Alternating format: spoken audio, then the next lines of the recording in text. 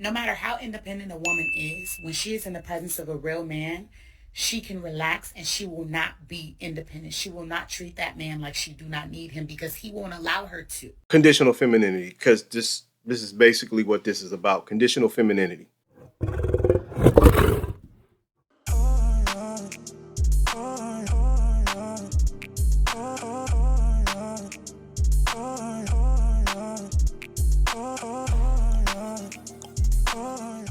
No matter how independent a woman is, when she is in the presence of a real man, she can relax and she will not be independent. She will not treat that man like she do not need him because he won't allow her to. So for the men out there saying, oh, if you want to be independent, then why you need me? You act like you don't need me. No, I don't act like I don't need you. You just haven't created a force to be needed. You have not put yourself in such a position to where I feel like it's safe for me to even depend on you. Real men don't even do that shit. Real men really just know how to stand in the gap. They know you're so independent to the point where you will figure it out by yourself, but they make sure you don't have to. That's how they become valuable. They be like, oh, I took care of this for you. Oh, I know this was stressing you out, so here's what I did. They don't even be asking no questions. All they be doing is taking notes and paying the fuck attention. And here you are saying, well, you never come to me and ask me for nothing. I shouldn't have to. If you know that I'm an independent woman, why do you think that I got to ask you for every little bitty thing? But real men know.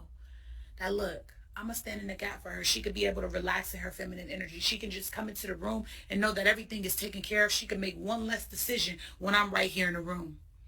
Those are the men that are needed. Because we don't just need men occupying space. We need men being men. Where do we start with this? This is nothing more than conditional femininity. That's all she's talking about. Conditional femininity. In other words, I'll have all the femininity you need if the right man or a right masculine frame enters into my life. Ma'am, your femininity isn't a light switch. You can't turn it on or off. It is or it isn't. And usually you're raised with femininity taught to you by your mother.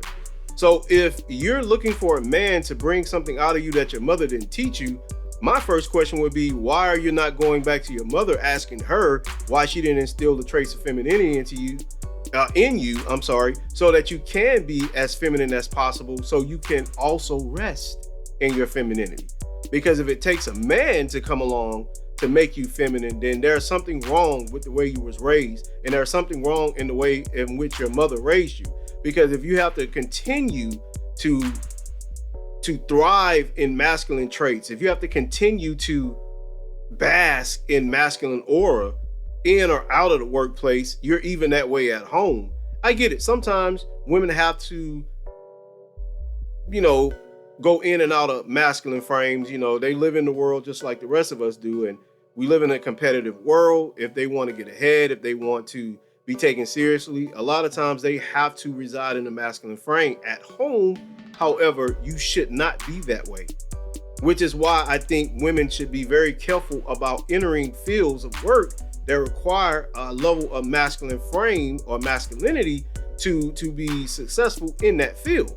Because a lot of times you're not going to go home and turn it off. You're going to maintain that masculine frame, which is going to turn men off. So you're going to have issues dealing with men while residing in a masculine frame continuously. I mean, it's just what it is. Another thing, let's move on past the conditional femininity, because we all know that a lot of modern women do a lot of times try to obfuscate their femininity through, well, if the right masculinity comes along, then my femininity will be, I will be able to rest in my femininity and it'll blossom, which is not true. Cut the crap, cut the cap. We all know it's not true. You're going to reside in that masculine, strong, independent boss B frame because that's who you are.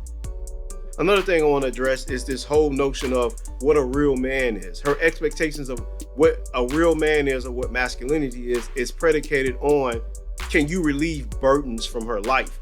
How much of a burden, how much you can make my life easier is a testament to your masculinity. Where did they get this from? What book is this in? Did your mother teach you that? Did your aunts, your sisters, your cousins, any female force that you had in your life taught you that a man's masculinity is linked to how easy your life is? Is this the 1930s, the 1950s, the 1800s? Are we living in modern times? Because you cannot sit up here and tell me that a man his sole purpose in his masculinity is to make your life easier. Because if that's what you believe in, then you also believe in patriarchy and traditionalism. When I can look at you and already tell, I don't know you on a personal level, but I can already look at you and tell with the locks and the nose ring that you are modern as they come. You are as modern as they come. So there's no way in hell you're going to get me to believe you are a staunch traditionalist, because I know you're not.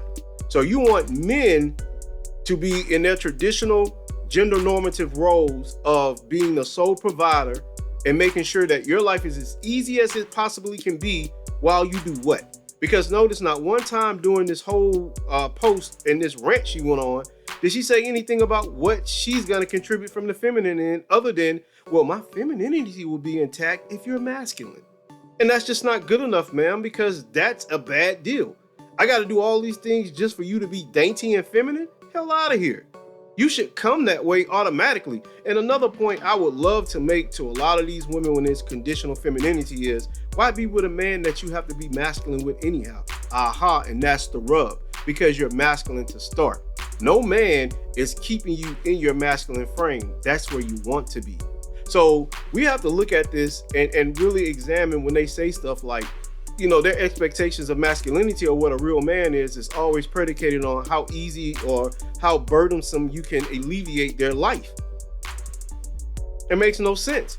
My masculinity should not be tied to how easy your life is.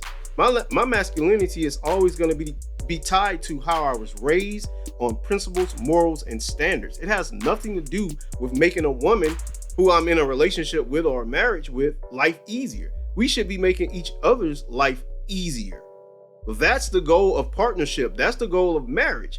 That's the goal. That's the goal of being duty bound to one another, is to make sure that each other's life is easy as you can make it, as less burdensome as you can make it. Because we're gonna have burdens in life. We're gonna have strife. We're gonna have times that life isn't easy. But if you're in a solid relationship with someone and you both understand that you both are there, I should say, to make each other's life make each other's life less stressful. You're there to not interrupt each other's peace or happiness.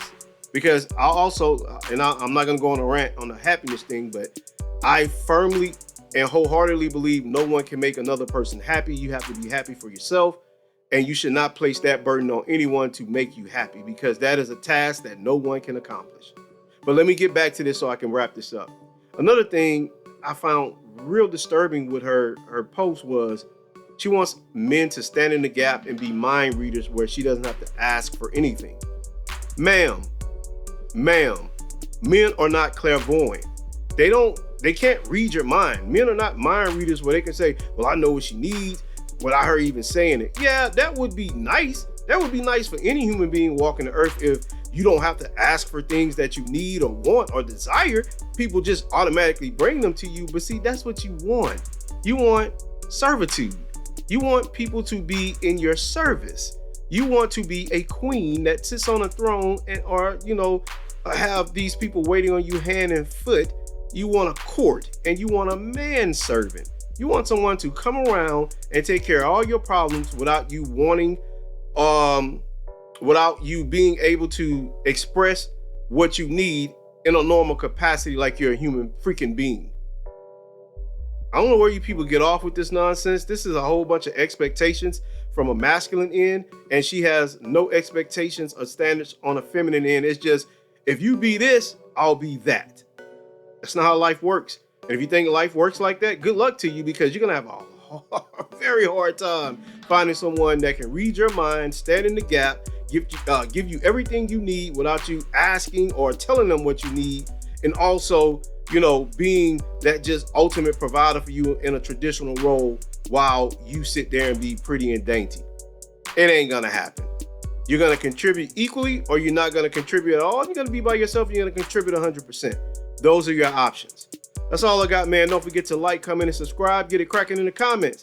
I'll catch y'all on the next one. 2 fingers. Peace. We out. Catch you in the next one. Black Jesus. Make it look easy. Hey, stand up guy, boom, 10 toes. Big body pull up in a Range Rover. I can change the whole game when I say so. I pull up, shut it down, yeah, they know. Running this game ain't a thing for me. I never switched up, no change in me. The only thing changing this season, you go against me, then you know that you tweaking, okay? Cause baby, I'm him, I be on 10. Two-stepping in the party, I do not dance. Watch how I move, make it look easy.